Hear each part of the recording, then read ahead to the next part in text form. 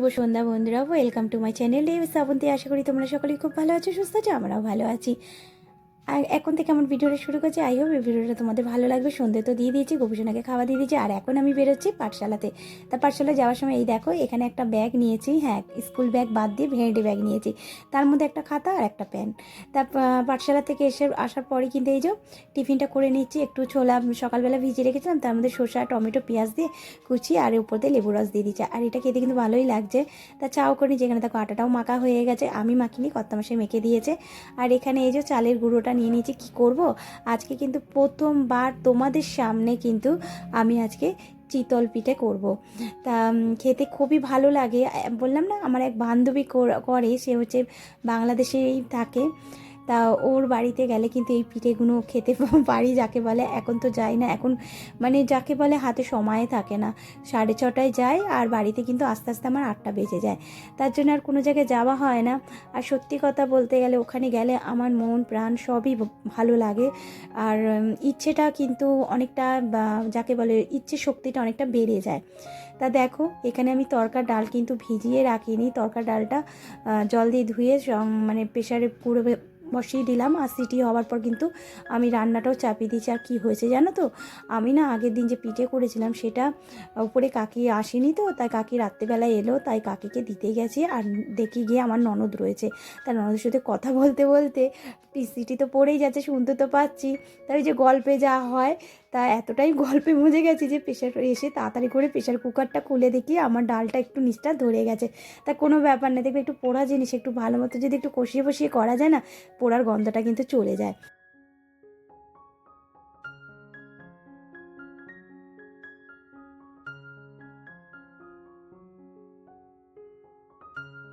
ডালের মধ্যে আমি কয়েক কোয়া রসুন আর হচ্ছে আদা দিয়েছি কুচিয়ে।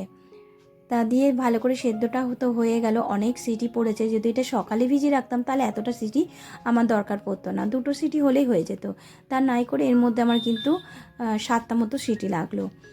রসুনের কোয়াটা যে দিয়েছিলাম অজান্তেই, তাতে কিন্তু ওই পোড়ার গন্ধটা লাগছে না খাওয়ার সময়।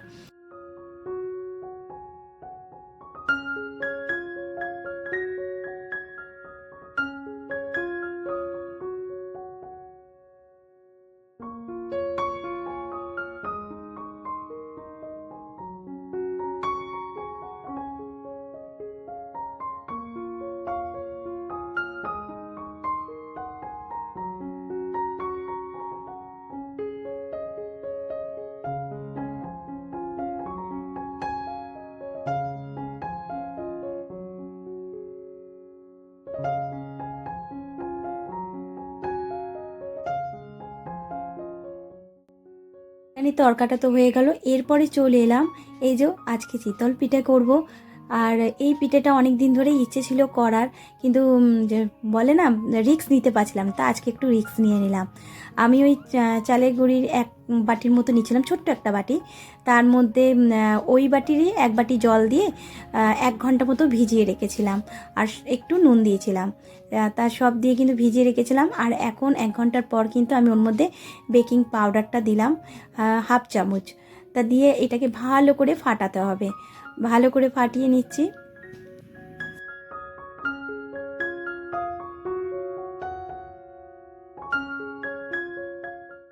ভালো করে ফাটানোর পর দেখো এটা কিন্তু এখন একটু গাঢ় রয়েছে। এখন দেখো ঠিক হয়েছে, বেশি গাঢ়ও হবে না, বেশি পাতলাও হবে না, ঠিক এরকম হবে। আর এখানে দেখো উষ্ণ গরম জলের মধ্যে 2 চামচ রিফাইন অয়েল মিশিয়ে নিলাম। এরপরে এই যে ননস্টিককে ফেল করবে লোহার চাটু। তাই এবার লোহার চাটুর মধ্যে দেখো আমি তেলটা দিয়ে, আমার যেহেতু ব্রাশ নেই তাই আমি চামচটা দিয়েই করলাম, আর একটা টিস্যু পেপার নিয়ে চাটুটা এবার পুছে নেবো। তা ভেতরে কিন্তু খুব আছে যে সাকসেসফুল হবো। আর প্রথম যদি জিনিস করি না, তখন যদি সাকসেসফুল হয়ে যায় তখন কিন্তু মনের ভেতরটা দেখবে খুব আনন্দ হয় যে করতে পেরেছি। তা চলো এখানে দিয়ে দিলাম, মনে অনেক বিশ্বাস নিয়েই দিলাম যে ঠিক হবে। এইবারে নাও ঢাকা দিয়ে দিলাম। আর আঁচটা কিন্তু একদম হালকা ধিমে থাকবে। চলো এবার খুলে দেখি। দেখো গন্ধটা কিন্তু খুব সুন্দর বেরোচ্ছে। আর আমি কিন্তু গোবিন্দভোগের চাল দিয়েই করলাম। ওই যে সেদিনকে যে পুলির পিঠেটা করেছিলাম সেইখান থেকে একটু চাল রেখে দিয়েছিলাম। আর এই দেখো কি সুন্দর, আমি সাকসেসফুল হয়েছি। তা ভালোই লাগছে। চলো এবার পরপর করবো। আর ছোট্ট বাটি নিয়েছিলাম, কারণ কিরম হবে, করতে পারবো কি না এই চিন্তা ভাবনা করে। তা আমার 7খানা পিঠে এরকম হয়েছে, চিতল পিঠে হয়েছে।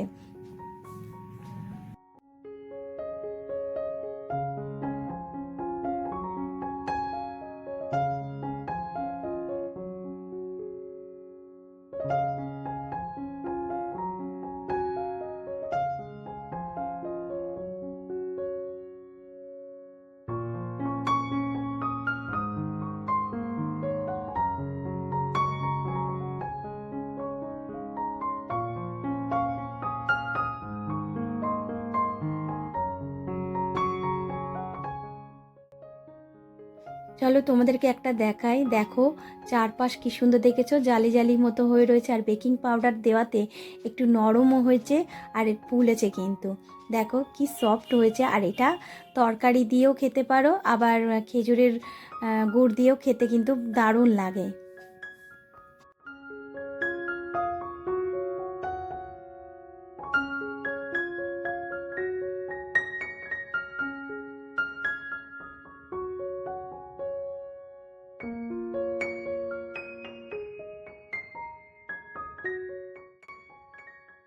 আমি যখন প্রথম কোনো জিনিস করি তখন কিন্তু অল্প নিয়েই জিনিসটা করি।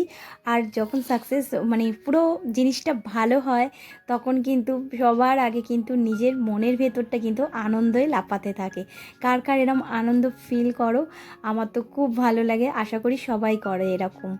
তা দেখো এখন হয়েছে, তারপরে ভাবছিলাম ইস আর একটু যদি রেখে দিতাম চালের গুঁড়িটা তাহলে ভালোই হতো। যাক গিয়ে আরেকবার করব। তা দেখো আমার কিন্তু এখানে কমপ্লিট হয়েছে, এখানে 5টা রয়েছে, আরও কিন্তু আমার হচ্ছে 2টো খাওয়া হয়ে গেছে।